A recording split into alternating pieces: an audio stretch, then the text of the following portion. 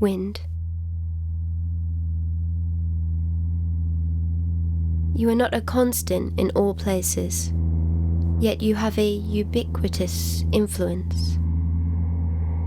Lengthless and widthless, continuous form, no parameter, no boundaries, no visual form, yet your physical form is unmissable.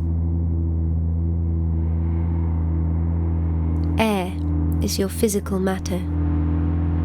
You move air in from other places, carrying incomprehensible particles.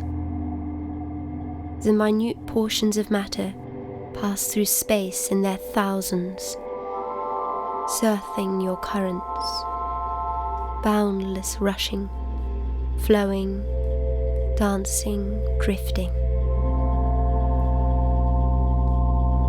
From your touch of others, we can see your form. As you lift up a newspaper, blow leaves, crack trunks of trees, and bend street lamps.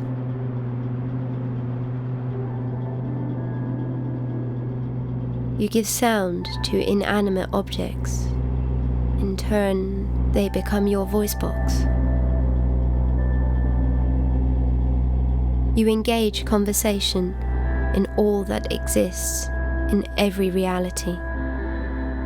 The city's buildings, tops of trees, tangled cables, an empty crisp packet.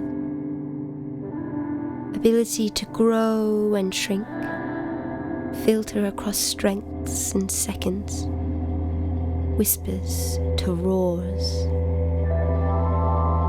You fill voids with vibrations, layer upon layer of sound.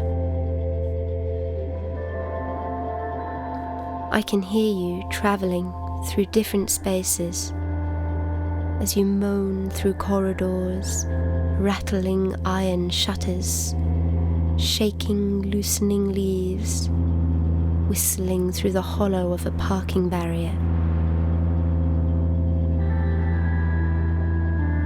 The most direct is when you brush the tiny hairs of my ears. If I position my head side on, you softly pass with gentle sound. When I tilt my head face on, disrupting your path, you flood my ears with rushing force.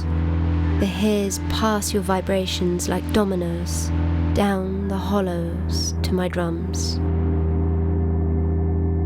The indecipherable dialogue distracts me from my own flailing, twisting thoughts inside. You are not one.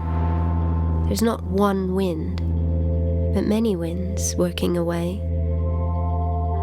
Some are long and mellow, some short and frank, others soft and murmuring. Many winds working together simultaneously, reflecting off each other. A wind is not loyal to a place. It moves off and is replaced by another. As I sit, I start to learn the nature of a wind close to me. I try to familiarize myself with its rhythms, only for it to drift away, and a new wind replaces it.